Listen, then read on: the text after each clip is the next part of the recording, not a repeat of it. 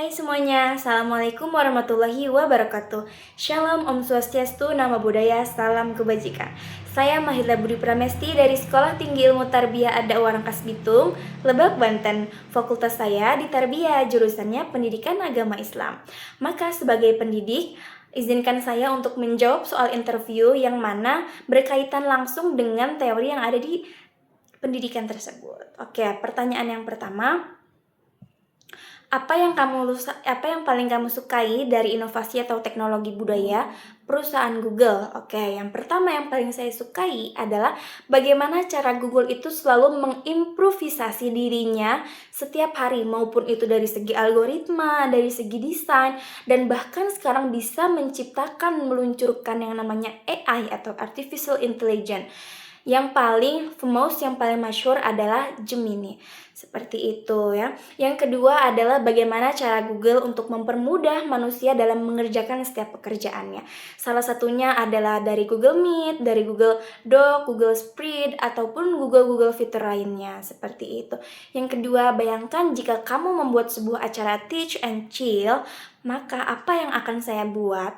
Nanti saya akan membuat suatu kegiatan yang namanya One Barcode, One Video Tutorial, yang dimana di dalam kegiatan tersebut, setelah saya mengisi seminar bagaimana cara mempergunakan salah satu fitur Google, saya akan membuat tugas yang mana membagikan kelompok. Dari kelompok tersebut saya berikan barcode. Nah, di barcode tersebut di-scan, lalu ada video tutorial. Nah, di kemudian hari mereka akan mempraktekannya dan mempromosikannya langsung, mempresentasikannya kepada teman-teman sekalian, seperti itu, sehingga mempermudah mereka dalam melaksanakan tugas-tugasnya. Nah, salah satunya nanti di sana akan saya memberikan tutorial cara penggunaan Google Spreadsheet ataupun Google fitur lainnya.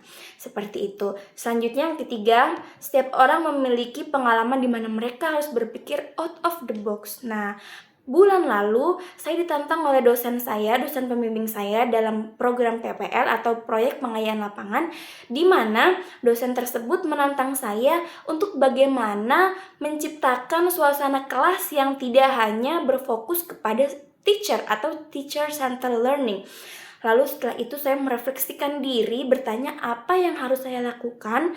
Lalu saya berpikir bagaimana kalau saya balik saja dari yang sebelumnya teacher centered learning menjadi student centered learning. Maka setelah pertemuan pertama, saya mengajarkan metode ceramah. Di pertemuan kedua, saya melaksanakan yang namanya metode student centered learning. Saya mengajak siswa menuju lab untuk membuat suatu program atau suatu proyek yang berlangsung menggunakan Canva. Saya membuat mereka email, setelah itu mereka login dan membuat desain di Canva melalui website dan juga login melalui email yang saya buat tadi. Keesokannya mereka mempresentasikannya dan alhamdulillah berjalan dengan baik. Seperti itu. Jadi dari situ saya berpikir bahwasannya untuk bisa memecahkan masalah, untuk bisa problem solving, maka harus merefleksikan, setelah itu berpikir dan menindaklanjuti, dan tak lupa setelah itu kita berevaluasi kira-kira apa saja yang kurang.